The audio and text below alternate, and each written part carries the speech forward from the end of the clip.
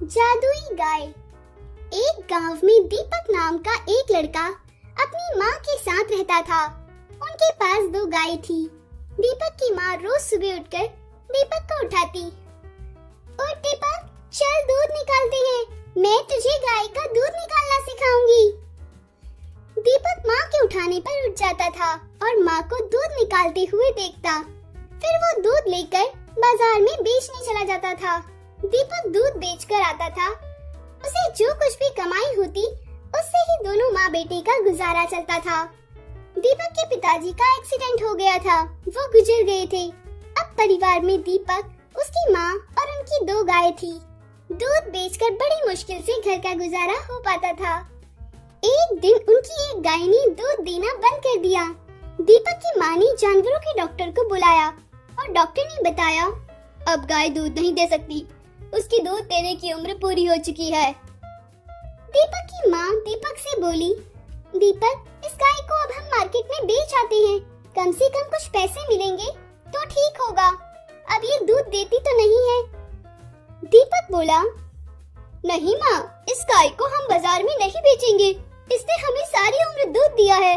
अब ये दूध नहीं देती तो क्या हम इसे अपने परिवार से निकाल देंगे? नहीं माँ, मैं इसकी देखभाल करूँगा, मैं इसके लिए चारा लाऊंगा, आप इसे ना बेचो। उसकी माँ कहती है, बेटा ठीक है, तू कहता है तो ना बेचूंगी। अब दीपक के पास एक गाय होती है जो दूध देती है। कुछ समय बाद किसी बीमारी के चलते वो भी मर जाती है। तब उसकी माँ कहती है, बेटा, मैंने तुझे पहले ही कहा था उस गाय को बेच देते हैं। बेटा, अब हम क्या करेंगे? अब हमें इस गाय को बेचना ही पड़ेगा। ये दूध तो देती नहीं है और दूध देने वाली गाय मर गई है। अब इस गाय को बेचकर कुछ पैसे आएंगे तो हम कुछ कर पाएंगे। इस पर दीपक बोला, नहीं माँ, ये सुख दुख में हमारे साथ ही रहेगी, ये भी हमारे परिवार का हिस्सा है। मैं बोझा ढोकर पैसे कमाऊंगा और इसके लिए चारा भी लाऊंगा और हम जल्दी नई गाय ले लेंगे, आप फिक्र मत करो। फिर दीपक काम ढूंढने चला जाता है। उसे एक दुकान पर बोझा ढोने का काम मिल गया। वो गाय को सुबह चारा देता, पानी देता और चला जाता था। दिन में 2-3 बार चक्कर लगाकर वो घर आता और गाय को चारा देता था। एक दिन जब सुबह वो गाय को चारा दे रहा था, उसको एक आवाज सुनाई दी, दीपक। दीपक इधर उधर देखने लगा, बोला, कौन है, कौन है, कहाँ से आई ये आवाज? गाय बोली, दीपक, मैं तुम्हारी गाय हूँ, तुम्हारी सेवा से मैं खुश हूँ। तुमने मुझे औरों की तरह छोड़ा नहीं, मेरी सेवा करते रहे। जब मैं दूध देने लायक भी ना रही तब भी तुम मेरी सेवा करते रहे। मैं तुम्हें वरदान देती हूँ, मेरा एक बूंद दूध निकालो और उसे जिस भी बर्तन में रखोगे वो पूरा भर जाएगा दूध से। दीपक गाय के कहे अनुसार एक बूंद दूध निकालता है। दीपक उसे एक बड़े से पतीले में रखता है। वो पतीला दूध से पूरा भर जाता है। अब वो रोज ऐसे ही करता है।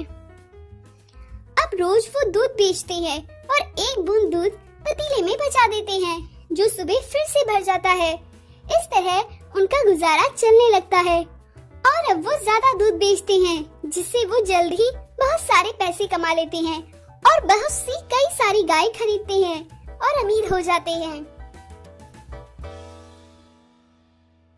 माधवपुर नामक गांव में चिंटू नाम का एक लड़का रहता था। चिंटू के पिताजी कबाड़ी का काम करते थे। चिंटू के पिताजी कबाड़ी में जो कोई भी इलेक्ट्रॉनिक सामान लेकर आते, चिंटू उन्हें खोल खोल कर देखता और फिर उन्हें ठीक करने की कोशिश करता था। उसको इस काम में बहुत मजा आता था। चिंटू के पिताजी चिंटू से, ए चिंटू, ये सारा दिन भर कबाड़े के सामान के साथ क्या करते रहते हो? तुम पढ़ाई लिखाई क्यों नहीं करते हो? चिंटू अपने पिताजी से बोला, पिताजी, मैं अब पढ़ना लिखना नहीं चाहता। मेरा मन ये इलेक्ट्रॉनिक्स की चीजों को खोलकर देखना और फिर उन्हें ठीक करने का ही करता है। मैं सोच रहा हूँ कि मैं पास के इमरान चाचा के वहाँ ये काम और अच्छे से सीख लूँ और इसी काम को आगे करूँ। मैं अब पढ़ना लिखना नहीं चाहता, मुझे पढ़ने का बिल्कुल मन नहीं करता। चिंटू के पिताजी बोले, अरे कैसी बात करते हो? मैं इतनी मेहनत करता हूँ कबाड़े का सामान लेकर आने में, ताकि तुम कुछ पढ़ लिख सको और फिर मुझ जैसे ये कबाड़ी का काम ना करो। और तुम भी एकदम नालायक हो रहे हो। तुम्हारा पढ़ने में मन क्यों नहीं लगता? इतना ध्यान खाने में लगाते हो, पढ़ने लिखने में क्यों नहीं लगाते? चिंटू बोला, अरे पिताजी, आप बड़ों की यही दिक्कत है, आपको समझाना बहुत मुश्किल है। जब मैं कह रहा हूँ मुझे इस इलेक्ट्रॉनिक्स के काम में दिलचस्पी है, तो मुझे यही क्यों नहीं करने देते? चिंटू के पिताजी बोले, अरे इस लड़के का दिमाग खराब हो गया है, पढ़ाई लिखाई नहीं करेगा तो कल को भूखे मरेगा। चिंटू अपने पिताजी से बोला, अरे पिताजी, आप क्यों नहीं समझ रहे? अगर मेरा पढ़ने में मन नहीं है तो मुझसे पढ़ने की जिद क्यों कर रहे हो? अगर सचिन के पिताजी ने भी सचिन को पढ़ने के लिए बोला ही होता तो क्या वो इतना अच्छा क्रिकेटर बन पाता? वो अपना ध्यान पढ़ने में लगाता या फिर क्रिकेट में लगाता? चिंटू के पिताजी चिंटू से गुस्सा करते हुए बोले, अरे छोटे से लड़के को देखो जरा, मुझे ही सिखा रहा है। चल भाग यहाँ से, तुझे आज के बाद खाना नहीं दूंगा अगर तू ऐसे ही करता रहा तो। उसके बाद चिंटू के पिताजी इमरान चाचा के वहाँ गए और उन्हें अपने बेटे की सारी बात बताई। इमरान चाचा बोले, अरे भाई, ठीक ही तो कहता है तुम्हारा लड़का। क्या करना है, 20 साल पढ़ लिख कर फिर अगर उसने वही काम करना है तो उसे दोबारा से सीखना पड़ेगा। अगर अभी से ही इलेक्ट्रॉनिक्स का काम सीखना चाहता है तो सीखने दो। क्या पता इतनी छोटी उम्र में सीख कर बड़े होने तक बहुत अच्छे से सीख जाएगा और इस काम में मुनाफा है। चिंटू के पिताजी इमरान चाचा की बात मान गए और उन्होंने अपने बेटे चिंटू को इमरान चाचा के वहाँ भेज दिया। चिंटू छोटा था लेकिन वो इलेक्ट्रॉनिक्स के काम को मन लगाकर सीखता था। इमरान चाचा उसकी मेहनत और लगन देखकर बहुत खुश थे। 12 साल की उम्र में ही चिंटू इलेक्ट्रॉनिक्स रिपेयर का काम बहुत अच्छे से सीख चुका था। उसने अपने घर पर ही लोगों की पुरानी चीजों को ठीक करना शुरू कर दिया। दूर दूर से लोग उसके पास अपने इलेक्ट्रॉनिक्स आइटम ठीक करवाने के लिए आते थे। एक बार चिंटू को कुछ आदिवासी लोग पकड़ कर ले गए। चिंटू बोलता रहा, अरे मुझे छोड़ दो, ये बोरे में बंद करके मुझे कहाँ लेके जा रहे हो?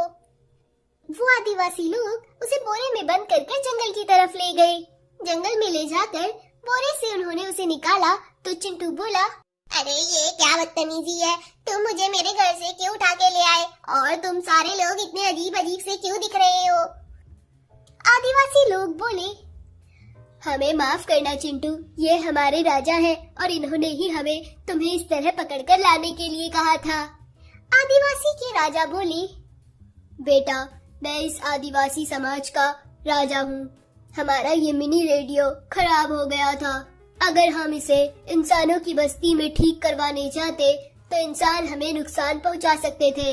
इसलिए हमने तय किया किसी छोटे बच्चे इलेक्ट्रॉनिक मैकेनिक को हम लेकर आएंगे, क्योंकि छोटे बच्चों का मन साफ होता है। चिंटू बोला, अच्छा ये बात है, बताइए मैं तुम्हारी किस तरीके से सहायता कर सकता हूँ? आदिवासी राजा बोला, बेटा, इस मिनी रेडियो को तुम ठीक कर दो, क्योंकि इस मिनी रेडियो के अलावा हमारे आदिवासी समाज में कोई भी मनोरंजन का साधन नहीं है।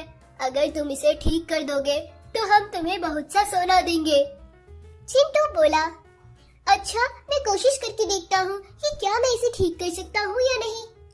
ऐसा कहकर चिंटू ने रेडियो को खोला और उसने उसे कुछ ही देर में ठीक कर दिया। आदिवासी लोग झूम उठे। आदिवासी का राजा बोला, हमारे समाज में वापस से खुशियाँ और मनोरंजन लाने के लिए तुम्हारा बहुत बहुत धन्यवाद। आदिवासी राजा ने चिंटू को सोने के बक्से दिए और उसे अलविदा किया। फिर चिंटू ने उस सोने को बेचकर घर और गाड़ी खरीदा और खुशी खुशी अपने पिताजी के साथ रहने लगा और अपनी दुकान चला